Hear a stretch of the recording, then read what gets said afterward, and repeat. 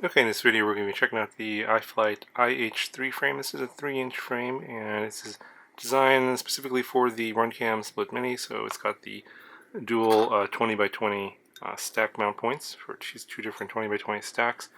And the reason I built this is I wanted to test out the DYS 1404 4300 kV motors. Same props as on the Toma Quad's El Camino build. I'll do some comparisons here in a little bit. If you want to wait till the end of the video, I'll show you that.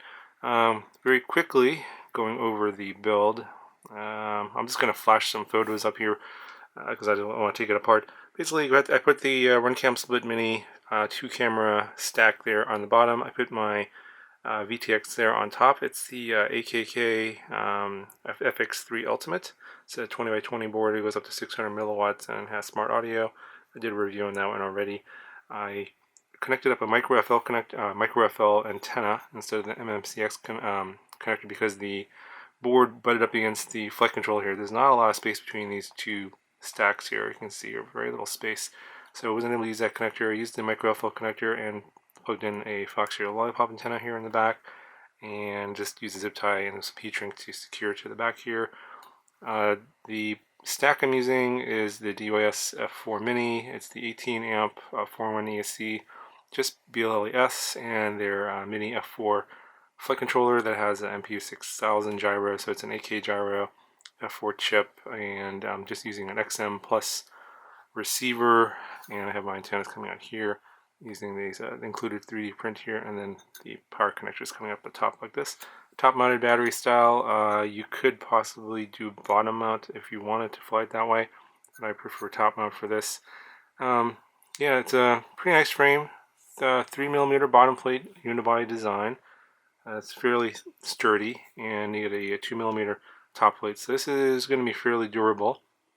Now if you compare this to the previous build I did here, the Toma Quads El Camino, this has a Rotorex 1404 3600 kV motor, same props. The frame is similar looking, but it's a lighter frame. Instead of the 3mm bottom plate on the iH3, you have a 2mm bottom plate on the El Camino, and then instead of a solid top plate like this, you have this design where these two side plates go around, and then you have a small top plate here, and this 3D printed part there serves as your battery mounting area. So it's a little bit different design. The weight difference is pretty different here. I think the DYS motors are a little bit heavier, but the frame is also quite a bit heavier as well. So let me just show you what these things weigh. So the iH3 here is fully built, comes in about 141 grams. And the Toma Quads here comes in at 115.5 grams. So quite a pretty significant difference there in terms of the weight. In terms of the flight characteristics, I thought they were pretty similar. A little bit more power on the DYS motors compared to the Rotorex, obviously because of the higher kV, similar stator size, but the weight difference is somewhat noticeable. I mean, it is a 3-inch prop. I'm running 4S on both of these on the 550. You'll see that in the flight demo. Seemed like I couldn't tell that much of a difference between the weight. I mean, I was actually after I flew it and I weighed these, I was actually surprised that this was that much heavier because it didn't really feel like it was that much heavier compared to the El Camino. So if you're concerned about the weight, I wouldn't be too concerned. But if you want more durability, I think that the 3mm bottom plate is definitely going to hold up better than the 2mm bottom plate. However, if you are more concerned about weight and want something lighter, then obviously this frame here, the El Camino, is going to be a lot lighter than the iH3. So in the flight demo, I just flew a 550 GNB4S LiPo. I just wanted to do a more performance sort of a flight, and I'll do a heavier 850 4S battery later in a sort of an efficiency flight, more like cruising, and see what kind of maximum flight time I can get out of this.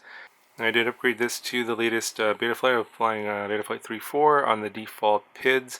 So it's not tuned. So if you guys are wondering what my PIDs are, just use the default PIDs on Betaflight 3.4, and you'll get the kind of the similar flight characteristics. Obviously, some tuning is going to be needed because those PIDs are really meant for 5-inch quads, 3-inch, but gives you an idea of what kind of performance you can get on the latest Betaflight. I think that the newest versions do keep improving over the older versions on the default PIDs. But I'll have a separate video talking about my my Betaflight 3.4 setup like I did for my Betaflight 3.2 and 3.3 setups, because they're a little bit different. I've added some new features, tweaking the filters, all that blah blah blah, whatever. It's just a bunch of mumbo jumbo to me. But I'll give you a video later talking about the kind of settings I like to use. I haven't refined that yet. Obviously, I just started using 3.4 and it just finally came out in terms of like a final version. So that video will be coming at some point later. In any event, that's the end of this discussion on the frame. I'll go ahead and show you the flight demo. If you guys have any questions, let me know, and I'll talk to you guys in the next one. Okay, so I'm on Betaflight 3.4.0, the latest version, and I'm just flying with the default PIDs. No changes to the stock configuration. Just want to see how this thing flies first. I've heard that 3.4 with the default PID should work for most 5-inch racers, so let's see how this does on the 3-inch.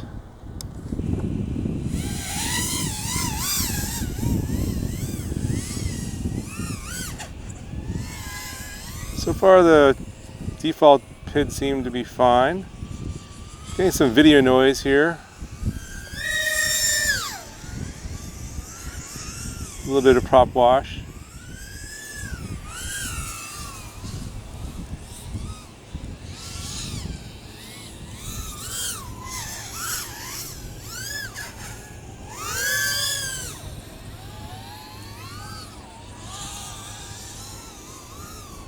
Yeah, so a little bit of tuning I think is going to be needed here.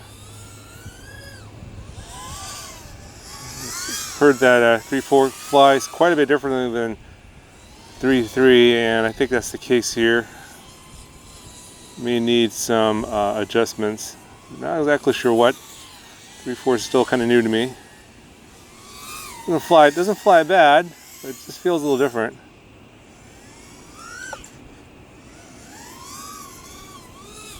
Power on these DOS motors is a little bit more than the Rotor-X 1404s. A little higher kV, so totally expected there. Same props, of course.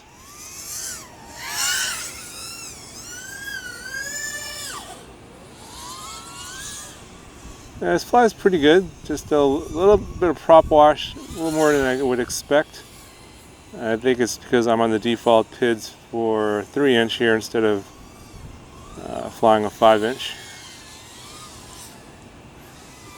I'm not 100% sure if the current meter is accurate or not, but I'm going to just go with that. I'm flying a 554 G&B battery. I'll do a longer efficiency run later on a bigger battery, like an 850 Tattoo 4S. But for now, just want to see how this thing flies sort of as like a little mini racer with HD recording capabilities. So far I like the way this thing flies. It flies pretty similarly to the way the El Camino flies.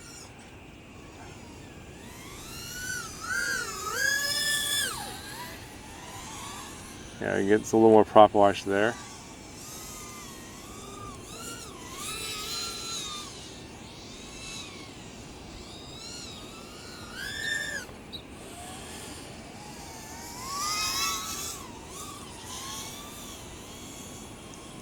But not bad for just the default stock tune.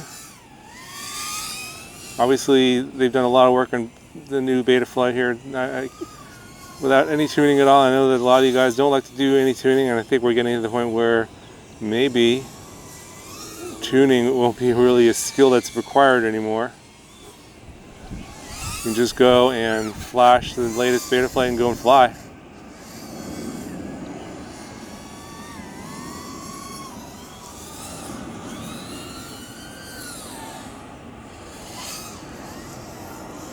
Pretty nice handling so far. I like this, the way the thing is flying so far.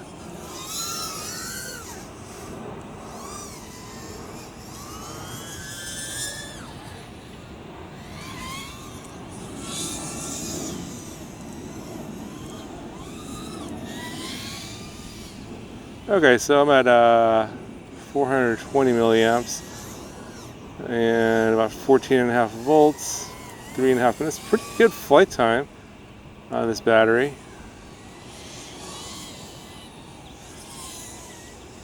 take it down maybe to about 14.3 or 14.2.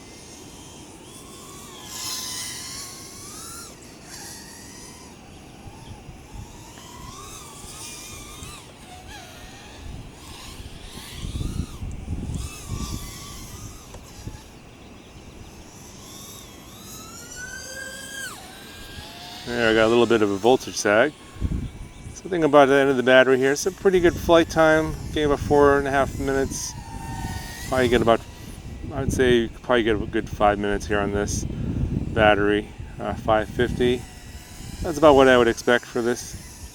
I'll do a longer video with an efficiency run in the near future, so stay tuned for that video.